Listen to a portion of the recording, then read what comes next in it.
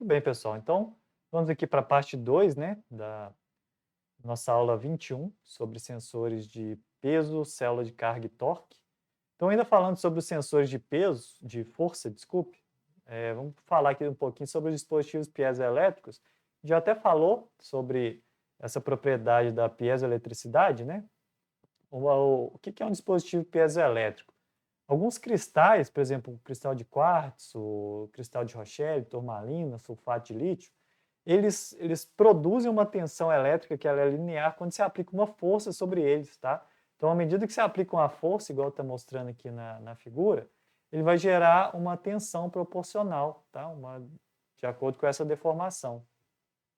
E a partir disso, né, igual a gente falou, você tem basicamente o sensor de força ou o sensor de peso, né? Já que peso também era uma força, tá? Então, quando a gente aplica uma carga mecânica nesse tipo de dispositivo piezoelétrico, ele vai gerar uma tensão proporcional e a gente pode utilizar ele como célula de carga também. Então, a célula de carga, além dos string gauge, ela pode utilizar dispositivos piezoelétricos, né? À medida que você coloca um material ali para ser pesado, ele vai gerar diretamente uma tensão elétrica proporcional, tá certo? Muito bem, então esses são os dispositivos que a gente tem para medição de força, né? Lembrando que peso também é uma força, a gente incluiu as células de carga ali. E agora vamos falar um pouco sobre medição de torque, né? Só para a gente entender, torque também é uma força, né? Quando a gente aplica uma força fora do centro de uma massa, igual está representado aqui, né? Eu estou girando esse eixo aqui, estou aplicando uma força nessa roda aqui, tá? A gente produz torque. Então, torque ele é uma grandeza vetorial, tá? Que é basicamente a multiplicação vetorial da força pela distância, ou o que a gente chama aqui de distância do eixo, ou alavanca, tá? Que está representando por R, ou pode ser D também. A unidade de torque é newton-metro, ou no sistema americano, é pés vezes libra, tá? Mais uma vez, lembrando que isso aqui é uma multiplicação vetorial, né? Então, o módulo do torque ele vai ser proporcional ao seno do ângulo que está sendo aplicado entre a força e o braço de alavanca, tá? Então, isso aqui forma um ângulo, igual a gente está vendo aqui. A gente tem a força aqui, né? O meu braço de alavanca R aqui. Então, esse ângulo θ aqui, se esse ângulo for zero, né? Então você não vai conseguir gerar torque. Tudo bem. A gente tem dois tipos de medição de torque aqui falando do nosso nível de interesse aqui de instrumentação, né? Você pode ter o torque estático ou torque de reação, que é o que a gente mais comum falar torque de reação, que é o torque que não tem, basicamente, rotação do elemento que está sendo medido. Por exemplo, um torquímetro, que é um elemento que é utilizado para a gente fazer ajuste, né? Quando você está fazendo aperto de parafuso, ele é um dispositivo de torque estático, né? Porque apesar de você ter a rotação do parafuso, vai chegar um momento, quando você vai aplicar a força mesmo, que ele vai parar de rodar, ou seja, a rotação é mínima ali, e a partir daquele momento que o torquímetro ele vai conseguir medir, tá? Então, esse é um exemplo de torque estático. Hoje a gente tem o torque rotativo, né? Que é o torque que está sujeito a uma rotação contínua. Por exemplo, você tem um motor aqui aplicado a uma carga, tá? Então, à medida que esse motor ele vai gerando torque ali na carga, né? Vai gerando uma força sobre um eixo. Esse torque ele pode ser constante, por exemplo, no caso de um agitador num tanque, você tem sempre o mesmo torque. Pode ser um torque que é periódico, no caso de uma parafusadeira elétrica, né? Quando você está parafusando ela ali, vai ter um torque que vai ser periódico, ou ele pode ser dinâmico, sujeito a variação, né? No caso de um cortador de grama, motor de cortador de grama, quando você liga que ele está rodando sem cortar, né? A gente fala vazio, ele tem um torque, e à medida que você vai aplicando ali o cortador na grama para ele poder cortar, ele vai ter que fazer mais força e esse torque ele vai ser variável, tá certo? Então aqui são exemplos de dispositivos, no caso a gente for aplicar uma medição de torque, que são torques rotativos. Tá, o sensor de torque, então, que a gente tem interesse, né, ele é utilizado para medir a força rotacional ou torque, né, diretamente, quando aplicado num eixo aqui, e ele é colocado entre o motor e a carga, né, geralmente é utilizado em motores elétricos, máquinas rotativas, por exemplo, ventiladores, bombas, turbinas, tá? Então, o transdutor de torque ele é ligado e acoplado aqui entre o motor e a carga.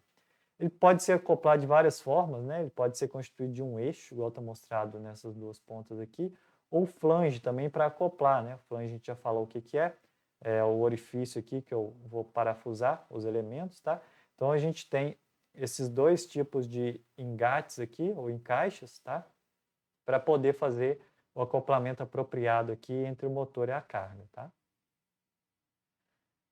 O sensor, ele é basicamente formado aqui por extensômetros, tá? A maioria dos sensores de torque. Basicamente, você tem um corpo de medição, que é um eixo, com extensômetros dispostos aqui nesse eixo.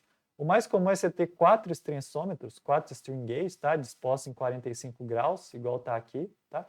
E diferente da célula de carga, que também utiliza string gauges, o sensor de torque ele não vai sofrer, né, compressão ou tração, tá? Ele vai sofrer torção, ele vai ser torcido, igual está mostrado aqui na figura. Então aqui eu tenho os string gauges, né, os extensômetros. Então, como a gente vai aplicar aqui no motor, o que o motor vai fazer com isso? Ele vai torcer e a carga vai gerar aqui uma resistência a essa torção. Então vai gerar exatamente o que está mostrando aqui na figura, né? E aqui a força que está sendo gerada nesse eixo eu vou conseguir medir pelo extensômetro.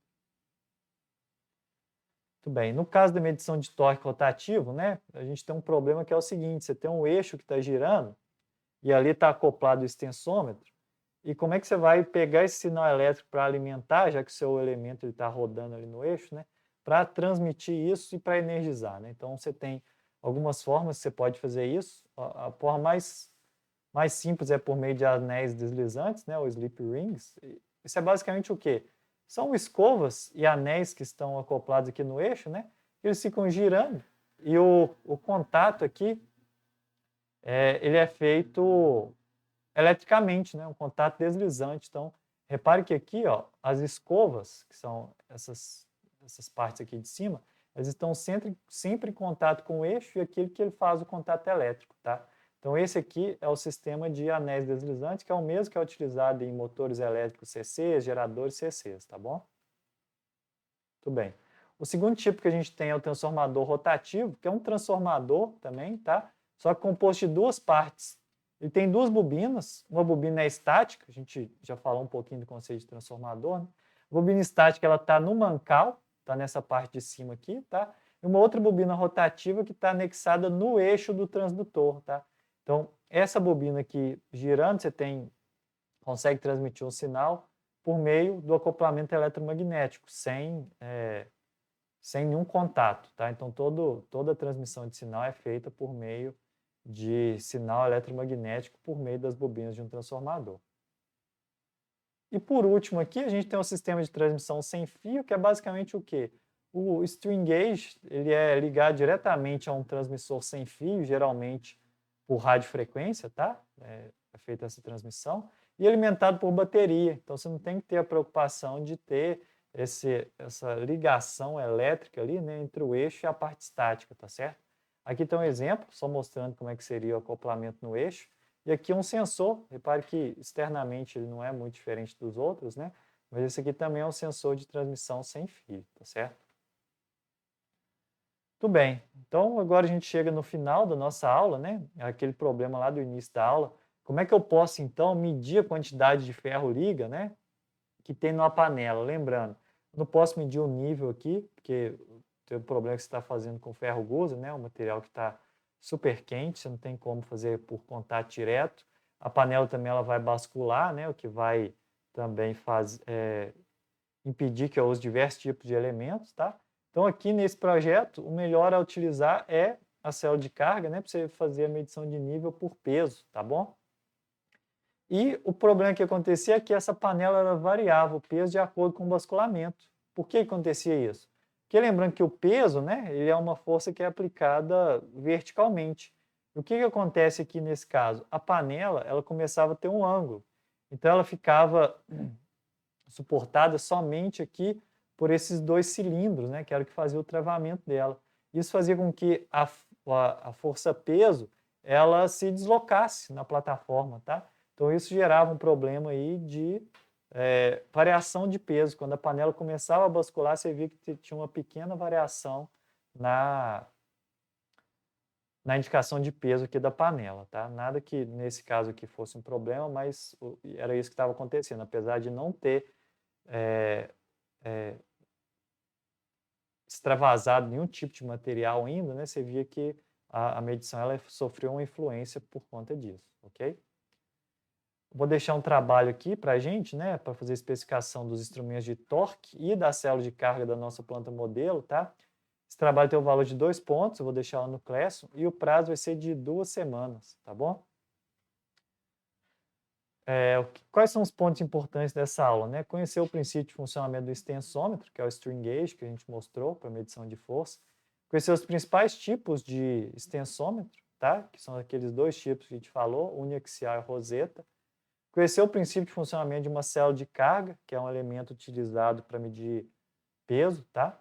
Conhecer também o princípio de funcionamento do sensor piezoelétrico, que também é utilizado para medir força, igual a gente viu, né? Por meio de cristais que geram uma tensão elétrica proporcional.